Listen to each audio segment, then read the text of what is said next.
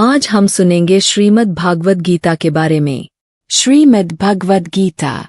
महाभारत युद्ध आरंभ होने के ठीक पहले भगवान श्री कृष्ण ने अर्जुन को जो उपदेश दिया वह श्रीमद् भगवद गीता के नाम से प्रसिद्ध है। यह महाभारत के भीष्म पर्व का अंग है। गीता में 18 अध्याय और 700 श्लोक है। गीता की गणना प्रस्थानत्रयी में की जाती है, जिसमें उपनिषद और ब्रह्मसूत्र भी सम्मिलित है। अतएव भारतीय परंपरा के अनुसार गीता का स्थान वही है जो उपनिषद और धर्मसूत्रों का है। उपनिषदों को गौ, गाय और गीता को उसका दुग्ध कहा गया है। इसका तात्पर्य यह है कि उपनिषदों की जो अध्यात्म विद्या थी उसको गीता सर्वांश में स्वीकार करती है।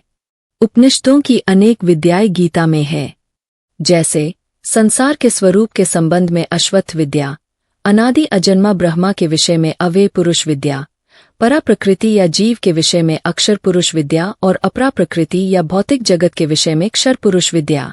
इस प्रकार वेदों के ब्रह्मवाद और उपनिषदों के अध्यात्म, इन दोनों की विशिष्ट सामग्री गीता में सन्निविष्ट है।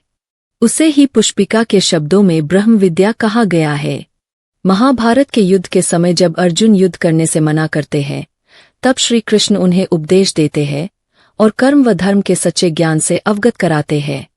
श्री कृष्ण के इन्हीं उपदेशों को श्रीमद् भगवद गीता नामक ग्रंथ में संकलित किया गया है। गीता के 18 अध्याय। श्रीमद् भागवत गीता के सभी 18 अध्यायों का संक्षिप्त परिचय क्रमशः निम्न प्रकार से है।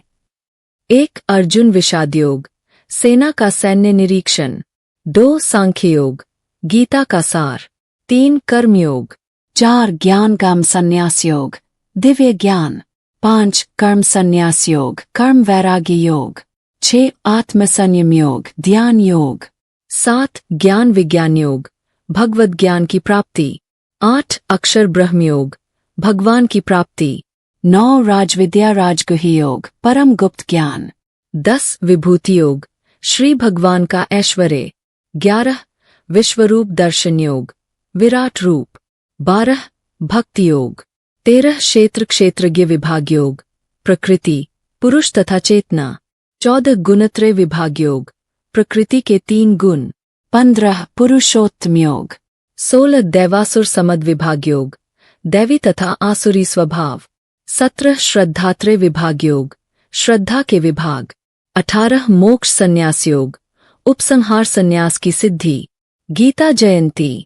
ब्रह्म पुराण के अनुसार मार्गशीर्ष शुक्ल एकादशी का बहुत बड़ा महत्व है। द्वापर युग में भगवान श्री कृष्ण ने इसी दिन अर्जुन को भगवद गीता का उपदेश दिया था। इसीलिए यह तिथि गीता जयंती के नाम से भी प्रसिद्ध है और इस एकादशी को मोक्षदा एकादशी कहते हैं। भगवान ने अर्जुन को निमित्त बनाकर विश्व के मानव मात्र को गीता के ज्ञान द्वारा जीवनाभिमुख बनाने का चिरंतन प्रयास किया है। गीता के सभी अध्याय को एक एक विस्तृत से सुनेंगे भाग नंबर 1 में, और हमारा चैनल को सब्सक्राइब कीजिए और लाइक कीजिए और अपने अपने घर के आसपास साफ सफाई रखें। धन्यवाद।